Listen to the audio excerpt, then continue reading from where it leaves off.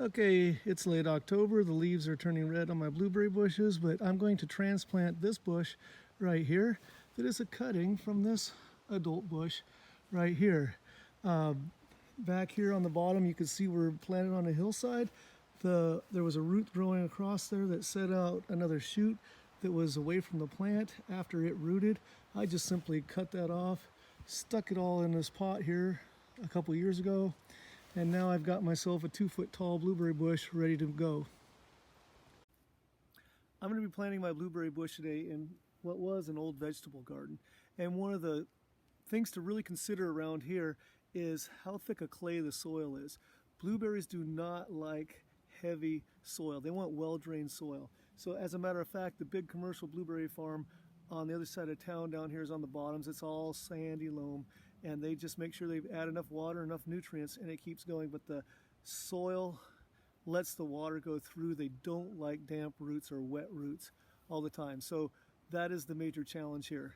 One of the things that I like to do to beat that challenge is on this clay soil. First of all, I get a lot of good nutrients down low, but then I'm going to actually mound up slightly, so bring it above the clay, and I'm going to add what I have here. I have some compost that we just made. I'm going to mix in some sand, and then I'm going to actually bring the level of the blueberry bush above the native soil, and so there'll be a slope. The water will tend to run off in the months and months of rain that we have here, and then so that enough water will go in, but the rest of it will drain off, and then the part of the roots will be high enough that it's not sitting down really low. One problem that a lot of people do around here is they dig a big hole in the clay, and then they put good soil in there, and then they put the blueberry bush in there, and then they water the blueberry bush, but that thick clay acts like a bucket, and it just holds the water in and won't let it go. So I am going to actually make sure that I'm not down deep in there. I'm going to soften the soil around here. I'm actually going to take away some of the clay on the lower side. We have a slight hill here, and put more sand in there, so if too much water gets in, there's a way for it to drain out.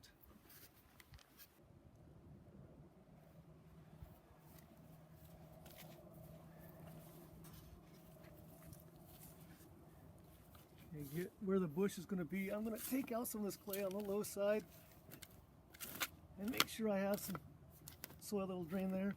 I'm going to dig this down a little bit. Make sure it's softened up. You can see how thick that clay is there. That is not going to be good for us. I'm going to take some of this and just get it over the fence. And that's what I'm talking about, where people just plant and sometimes make a bucket of clay, and it just holds.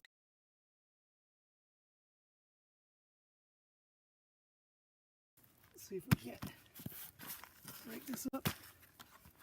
Get it out of the pot. Whoa! You can see it was too dense and heavy in there. Okay, the roots were surprisingly shallow in the bucket. I did not expect that, but again, just as I was talking about, the roots do not like heavy, damp soil. I did not realize how much clay-like material was in this pot, and it just held all the moisture, and the roots did not want to go down in it. Now this is a good healthy plant because of the amount of nutrients it had and the good roots on top. It will grow well, but I'm going to mound up with sand and compost here that will be a rich soil, and it will drain well.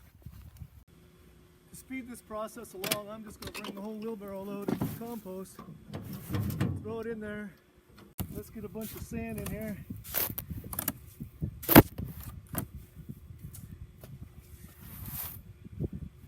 Now let's start mixing this up.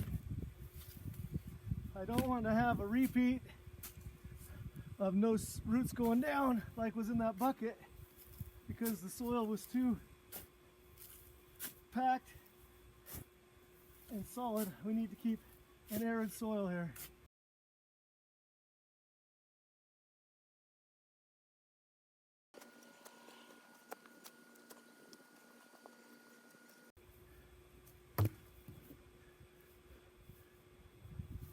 One time when I did this technique of mounding it up, I didn't pack down where I put the plant enough, and as it settled, the plant started to set down into the ground. So this is still nice arid soil, but I want to pack it down. So now I'm going to just bring my plant up I'm going to start bringing up the soil around it.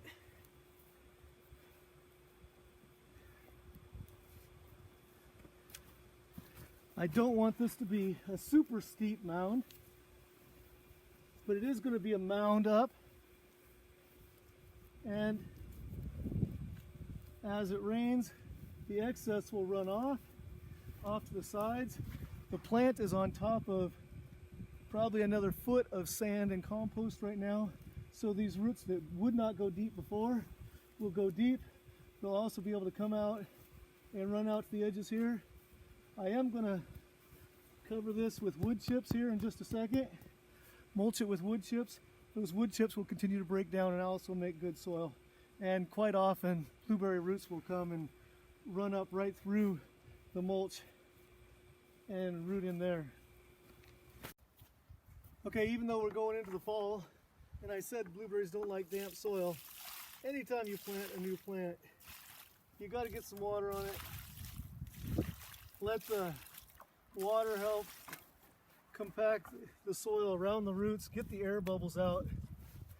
There should not be direct air on the roots, and then push it back in.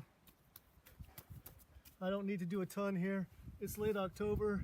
Here in Washington State, it's going to rain for the next 8 months, but I do want to get that packed in.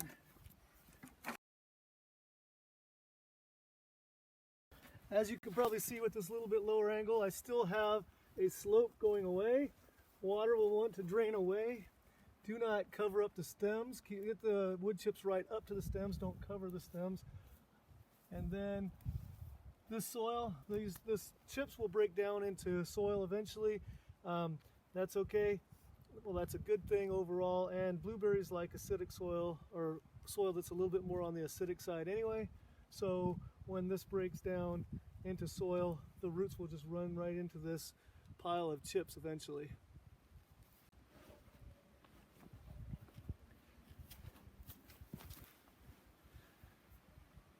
Okay, I've got years of farming and homestead experience, and I'm developing videos for my horticulture class, so if you want to see more, subscribe, like, follow, comments, and questions. They're all appreciated.